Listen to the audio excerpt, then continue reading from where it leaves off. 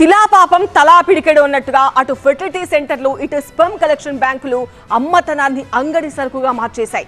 ఇక్కడ no rules, no humanity, only money అన్నట్టుగా రెచ్చిపోయాయి.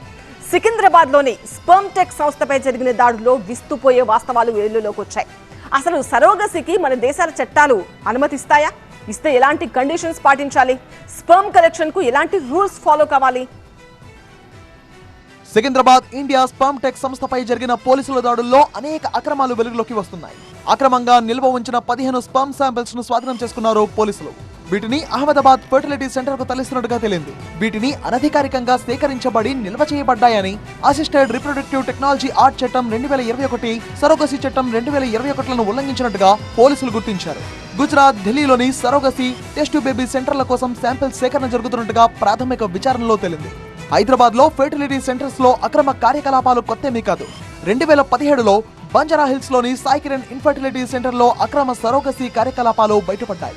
ఇక్కడ పేద మహిళలను లక్ష్యంగా చేసుకుని సరోగసీ కోసం ఒప్పందాలు చేసినట్టుగా ఆరోపణలు వచ్చాయి. ఈ కేసులో సరోగసీకి అనుమతి లేని విదేశీ జంటలకు సేవలందించినట్టుగా తేలింది. 2018లో ఢిల్లీలో స్పెర్మ్ గుడ్డు దొంగతనం కేసులో హైదరాబాద్ కు కూడా సంబంధం ఉన్నట్టుగా తేలింది.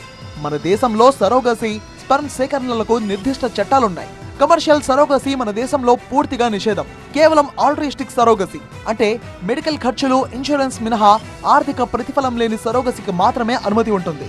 అలాగే సరోగేట్ మదర్ భారతీయ పౌరురాలై ఉండాలి.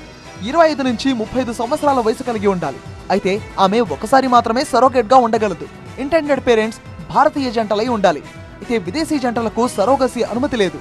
ఏఆర్టీ చట్టం ప్రకారం స్పెర్మ్ సేకరణ కోసం ఏఆర్టీ బ్యాంకులు national registry of banks and clinics లో రిజిస్టర్ అయి ఉండాలి. స్పెర్మ్ డోనర్లు 21 నుంచి 55 సంవత్సరాల వయసు కలిగి ఉండాలి. హెచ్ఐవి, హెపటైటిస్ బి, సి వంటి వ్యాధుల కోసం పరీక్షించబడాలి.